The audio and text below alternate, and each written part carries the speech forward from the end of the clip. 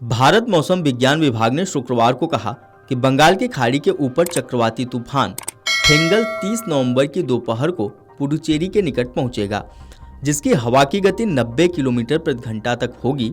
इसके प्रभाव से उत्तरी तमिलनाडु और पुडुचेरी में कुछ स्थानों पर भारी से बहुत भारी वर्षा और कुछ स्थानों पर अत्यधिक भारी वर्षा होने की संभावना है। इससे पहले दिन में आईएमडी ने कहा कि गहरे दबाव का क्षेत्र चक्रवाती तूफान में बदल गया है। फेंगल, जिसे फीजनल के नाम से भी जाना जाता है, कि तट को पार करने के लिए तैयार होने के साथ ही तमिलनाडु सरकार ने लोगों से घरों के अंदर रहने की अपील की है। 30 नवंबर को शैक्षणिक संस्थानों में अवकाश घोषित किया है और आईटी कंपनियों से कर्मचारियों को घर से काम करने की अनुमति देने का अनुरोध किया है। शनिवार दोपहर को यहां ईस्ट कोस्ट रोड और ओल्ड महाबलीपुरम रोड पर आवाजाही को रद्द कर दिया गया, जो तट रेखा के करीब है। मामले में राजस्व एवं आपदा प्रबंधन मंत्री के रामचंद्रन ने तैयारी एवं राहत उपायों की समीक्षा के लिए वरिष्ठ अधिकारियों के साथ यहां राज्य आपातकालीन परिचालन केंद्र में बैठक की। एक आधिकारिक विज्ञप्ति में कहा गया कि तमिलनाडु राज्य आपदा प्रबंधन प्राधिकरण आम जनता से समुद्र तटों, मनोरंजन पार्कों और मनोरंजक कार्यक्रमों में भाग लेने से बचने का आग्रह करता है। आम जनता से अनुरोध है कि वे तमिलनाडु सरकार की तरफ से उठाए गए आपदा निवारण उपायों में पूर्ण सहयोग करें। शुक्रवार रात को आईएमडी ने जब 8:40 पर अपडेट दिया तो फेंगल नागपट्टिनम से लगभग 240 किलोमीटर पूर्व उत्तर पूर्व, पुडुचेरी से 230 किलोमीटर पूर्व दक्षिण पूर्व और चेन्नई से 250 किलोमीटर दक्षिण पूर्व में था।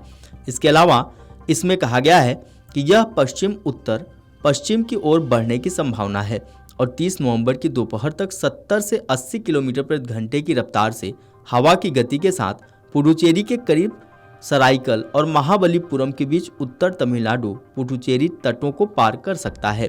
1 दिसंबर को आंतरिक तमिलनाडु में अलग अलग स्थानों पर भारी से बहुत भारी वर्षा होने की संभावना है और 2 और 3 दिसंबर को राज्य में अलग अलग स्थानों पर भारी वर्षा होने की संभावना है। राज्य सरकार ने कहा कि इस बीच एक सलाह का पालन करते हुए 4153 नावें तट पर लौट आई हैं और 2229 राहत शिविर जरूरत पड़ने पर इस्तेमाल के लिए तैयार हैं। अभी तक तिरुवरूर और नागपट्टिनम जिले में 6 राहत केंद्रों में 164 परिवारों के कुल 471 लोगों को रखा गया है। प्रभावित होने वाले जिलों में नावें, जनरेटर, मोटर पंप और अन्य सभी आवश्यक मशीनरी और उपकरण तैयार हैं और एनडीआरएफ और राज्य की टीमों को जहां भी जरूरत है वहां तैनात किया गया है, जिसमें नागपट्टिनम, मय्यादुथुराई, तिरुवरूर, कुड्डालोर, तंजावुर, चेंगलपेट और चेन्नई शामिल है। जिला अधिकारियों के साथ संबंधित कार्यों की निगरानी और समन्वय करने के लिए नियुक्त वरिष्ठ अधिकारी अपने अपने जिलों में तैनात हैं। चेन्नई और आसपास के जिले चेंगलपेट, कांचीपुरम और तिरुवल्लुर और डेल्टा जिले, जिनमें मयिलादुथुराई, नागपट्टिनम और तिरुवरूर शामिल हैं, में हल्की से मध्यम बारिश हुई और कुछ स्थानों पर भारी बारिश दर्ज की गई है। फिर वो जब नॉर्थ वेस्ट की तरफ आगे बढ़ के जब पहुंचेगा वो और थोड़ा ताकतवर होगा और साइक्लोन तब, और जब लैंडफॉल होगा तब 70 to 80 kmph से गस्टिंग टू 90 kmph विंड के साथ वो लैंडफॉल करेगा। और वो वही लोकेशन जो हम बताए थे कि महाबलीपुरम और इसके बीच में कुडालोर के बीच में होगा और वो उसका जो क्लोज टू पुडुचेरी होके जाएगा। और उसका समय उस समय मान लीजिए इवनिंग ऑफ 30th इवनिंग तक वो लैंडफॉल होगा।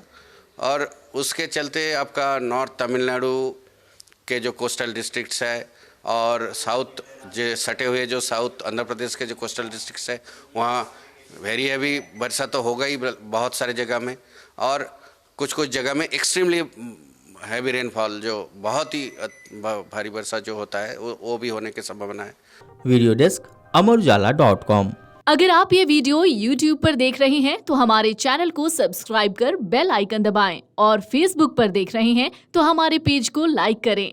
8 मिलियन प्लस सब्सक्राइबर, आपके इस भरोसे के लिए बहुत धन्यवाद।